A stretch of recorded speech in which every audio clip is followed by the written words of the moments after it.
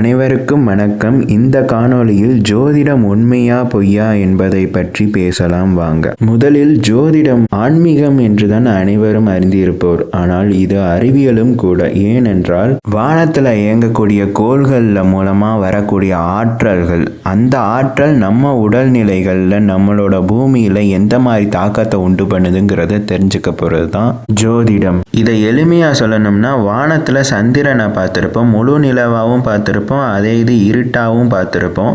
அந்த டைம்ல முழு நிலவா இருக்கிறப்ப நம்மளோட உடல் மாற்றங்கள்ல எப்படிலாம் ஹார்மோன்ஸ் சேஞ்ச் ஆகுது அப்படிங்கிறதையும் பார்த்திருப்போம். நிலவே இல்லாத நேரத்தில் கடல் சீற்றம், இந்த மாதிரி இயற்கையான பேரதையும் பார்த்திருப்போம். அப்படின்னா இந்த ஜோதிட முறையில் அறிவியலும் இருக்குன்னு தானே அர்த்தம்.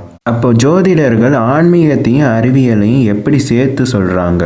ஜோதிடர்கள் அனைவருமே என்ன பண்ணுவாங்கன்னா, வானத்தில் இருக்கக்கூடிய நட்சத்திரங்கள், கோள்களை பஞ்சாங்கம்ங்கிற நூல்கள் மூலமாக கணிப்பாங்க. அதை பழங்காலத்து மக்கள் வாழ்வை முறையும் இந்த காலத்து இருக்கும் மக்கள் வாழ்வு முறையும் ஒப்பிட்டு பார்ப்பாங்க. ஒப்பிட்டு பார்க்குறப்ப இந்த கிரகங்கள் இந்த பொசிஷனில் இருக்கிறப்ப இந்த மாதிரி தாக்கம் உண்டு பண்ணியிருக்கு அப்படிங்கிறத எடுத்து சொல்லுவாங்க. ஸோ இது ப்ரிடிக்ஷன் சொல்லி ஃபியூச்சர்னு சொன்னாலும், ஆனால் இதை பாஸ்ட்ல இருந்து தான் எடுத்து சொல்கிறாங்க.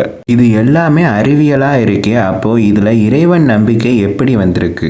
நம்முடைய முன்னோர்கள் பழங்காலத்தில் அறிவியலோடு சேர்ந்து ஆன்மீக கதைகளையும் கோள்களுக்கு கூறியுள்ளார்கள். அதாவது சனிக்கோள்னா சனி பகவானுக்குன்னு ஒரு கதை இருக்கும், செவ்வாய்க்கோள்னா செவ்வாய் பகவானுக்குன்னு ஒரு கதை இருக்கும். அப்போ ஜோதிடர்கள் அறிவியலையும் ஆன்மீகத்தையும் சேர்த்து தான் எப்பயுமே உங்களுக்கு ஜோதிடத்துல சொல்லுவாங்க.